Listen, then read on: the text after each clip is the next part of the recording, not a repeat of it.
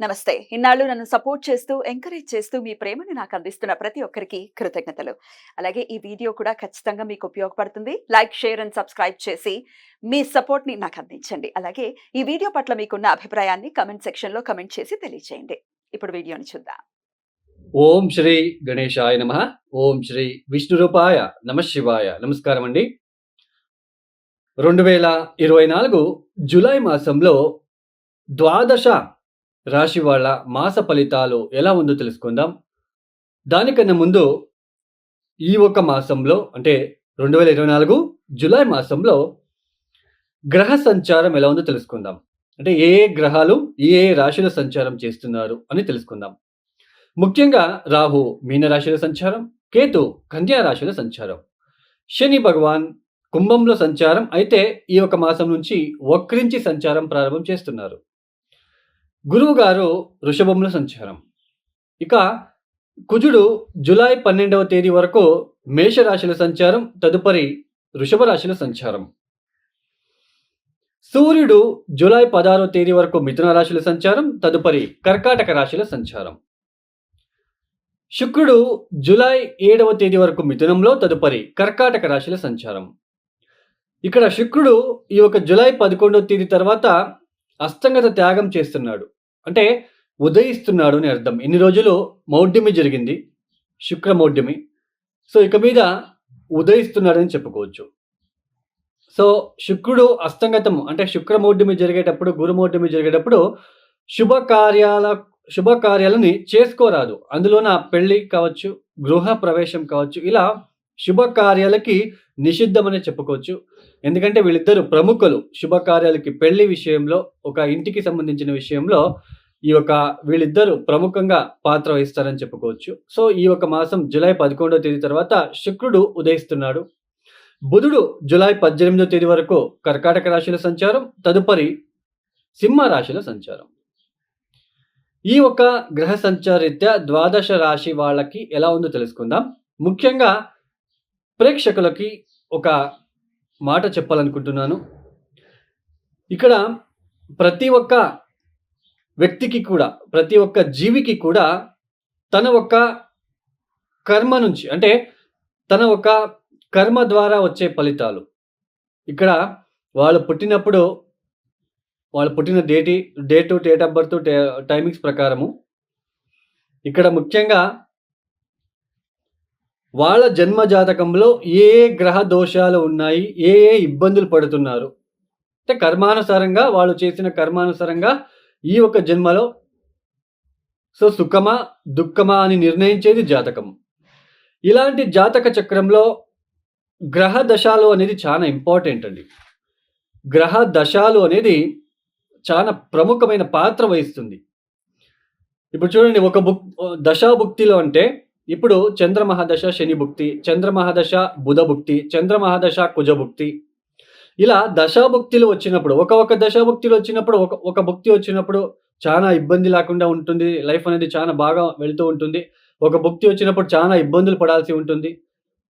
ఇలా దశాభుక్తులు ఫెయిల్ అయినప్పుడు గోచారంలో, ఇప్పుడు రాశి ఫలితాలు మనం చెప్పుకుంటున్నాం కదా. సో దశాభుక్తులు ఫెయిల్ అయినప్పుడు గోచారంలో ఉంటున్న ఒక గ్రహ సంచారాల వల్ల, ఇప్పుడు గురుబలం ఉంది, శని బలం ఉంది అన్నప్పుడు దశాభుక్తులు ఫెయిల్ అయినప్పుడు ఇవి ఆదుకుంటాయి మనల్ని. సో ఇలా దశాభుక్తులు బాలేదు, గోచారంలో గురుబలం లేదు, శని బలం లేదు అన్నప్పుడు చాలా తీవ్రమైన కష్టానికి గురి అవ్వాల్సిన ఒక ప్రమేయం ఏర్పడుతూ ఉంటుంది.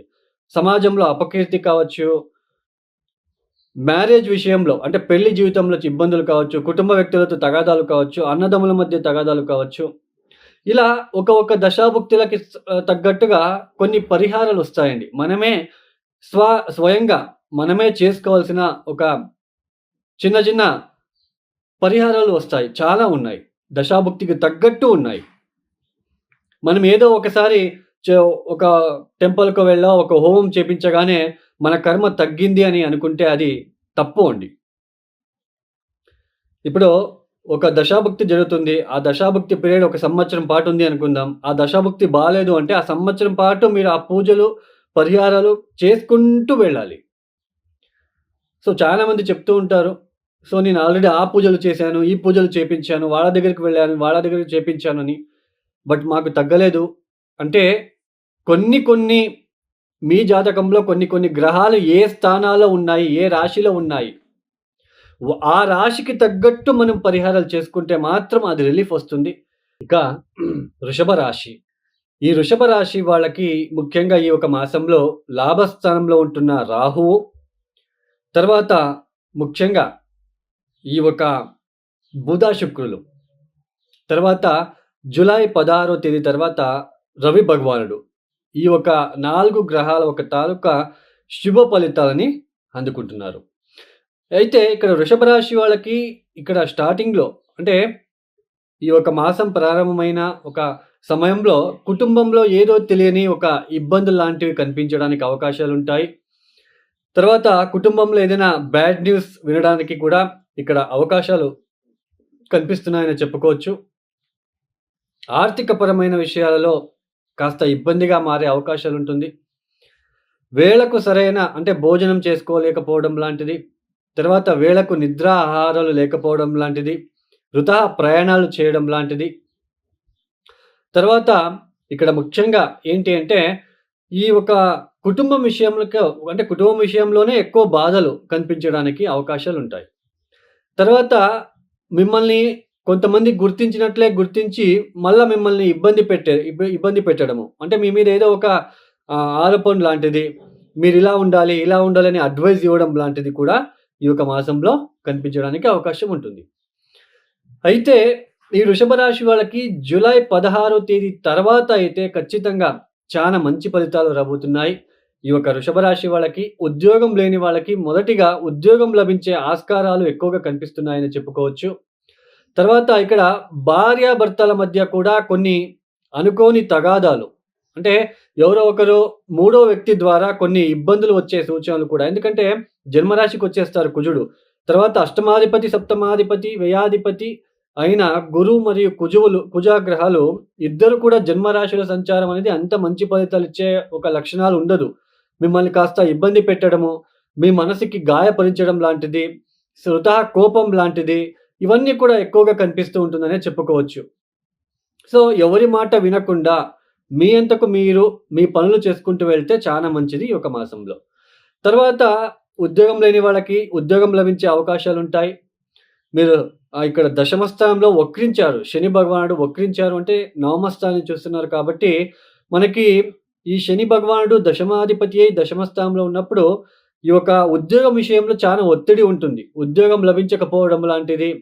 సో, ఇలాంటివి కూడా ఉంటాయి. బట్ ఇక్కడ బుధుడు చతుర్థ స్థానానికి ప్రవేశం చేసినప్పుడు పంచమాధిపతి వృషభ రాశికి యోగకారకుడు బుధుడు. చతుర్థానికొచ్చి సంచారం చేసేటప్పుడు ఉద్యోగం లభించే ఆస్కారం ఉంటుంది.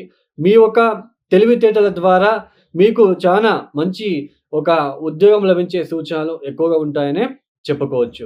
మొత్తానికి వృషభ రాశి వాళ్ళకి ఉద్యోగం విషయంలో అభివృద్ధి ఉంటుంది. అయితే ధనం విషయంలో కాస్త ఖర్చులతో కూడిన ఒక మాసం అని చెప్పుకోవచ్చు. కుటుంబం విషయంలో కాస్త చిన్నపాటి ఇబ్బందులు, ఒత్తిడులు వచ్చే సూచనలుంటాయి. అయితే జూలై 16వ తేదీ తర్వాత ఆ ఒత్తిడులని మీరు తట్టుకొని నిలదొక్కుకునే ఒక అవకాశాలు వస్తాయనే చెప్పుకోవచ్చు. ఎన్ని ఏమైనప్పటికీ ఉద్యోగం వస్తుంది. కాస్త మీకు మంచి శుభవార్తలు లాంటిది జూలై 16వ తేదీ తర్వాత మీకు అందుతాయి. జూలై 16వ తేదీ వరకు కూడా మీరు కాస్త జాగ్రత్తగా ఉండే ప్రయత్నం చేసుకోండి. ఈ యొక్క వృషభ రాశి వాళ్ళు తప్పనిసరిగా విష్ణు సహస్రనామం వినడానికి ప్రయత్నం చేసుకోండి. సూర్య నమస్కారాలు, ఆదిత్య స్తోత్ర పారాయణము, తర్వాత ఈ దశమ స్థానంలో ఉంటున్న శని భగవానుడి వల్ల ఇబ్బందులు రాకుండా ఉండడానికి కార్మిక సోదరులకి మీ తగినంత సహాయ సహకారాలు ఇచ్చినట్లు గనకైతే చాలా మంచిది. పైగా జన్మరాశిలో ఉంటున్న గురువులకి చూడండి, కుజుడికి కందిపప్పు, గురువుకి శనగలు ఒక 9 రోజులు ఎద్దులకి తినిపించండి. నానబెట్టేసి రాత్రిపూట నానబెట్టి ఉదయాన్నే బెల్లంతో కలిపి జన్మరాశిలో ఉంటున్న గురు గ్రహాల ఒక దోషం తొలగిపోవాలని మొక్కుకొని మీరు ఎద్దులకి తినిపించే ప్రయత్నం చేసుకున్నట్లయితే చాలా మంచిది. ఈ యొక్క వీడియో మీకు నచ్చితే లైక్ చేయండి, షేర్ చేయండి, సబ్స్క్రైబ్ చేసుకోండి. సర్వే జనో సుఖినో భవంతు. ధన్యవాదములు.